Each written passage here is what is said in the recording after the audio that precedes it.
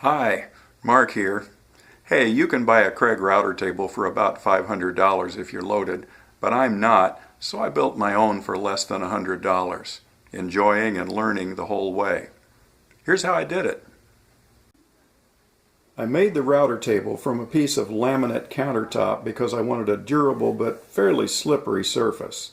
It was slightly cupped in both directions.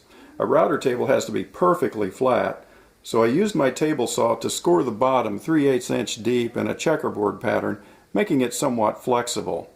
Then I glued it to a piece of 1/4 inch hardboard, put it on a flat surface, and put heavy weights on it.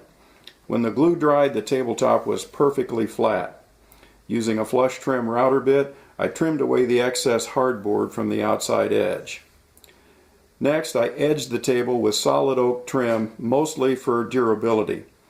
Then I cut out a rectangle near the center of the table, leaving this ledge around the bottom.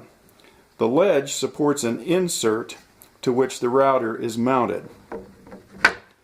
The relatively thin insert, made from a poly cutting board, gives the tool more reach up through the table.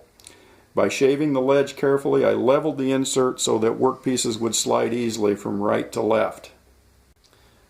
I made a fence out of 3/4 inch plywood.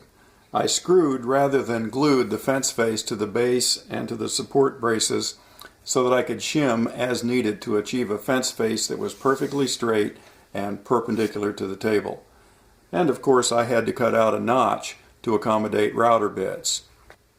I attached a piece of 1/4 inch hardboard over the two inboard braces and cut a large hole in it to receive the vacuum hose from my shop vac.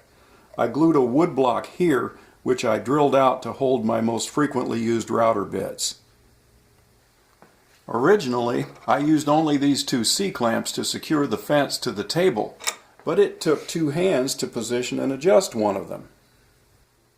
I solved that problem by mounting this wood block to position and hold the C-clamp for easy, one-handed unclamping and clamping.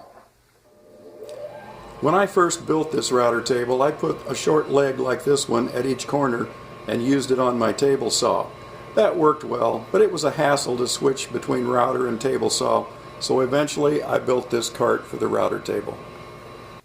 There are two fixed 3-inch TPR casters at the back for stability, and two locking swivel casters at the front for maneuverability, all mounted to this 3/4 inch plywood handy panel.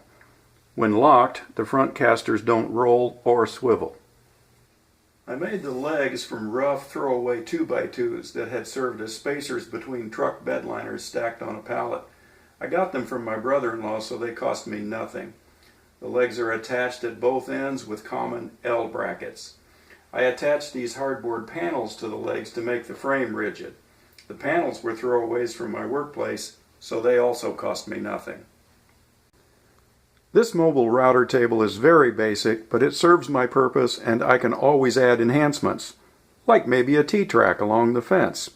Yeah, that sounds like fun. What would you add? Well, there you have it, a homemade router table.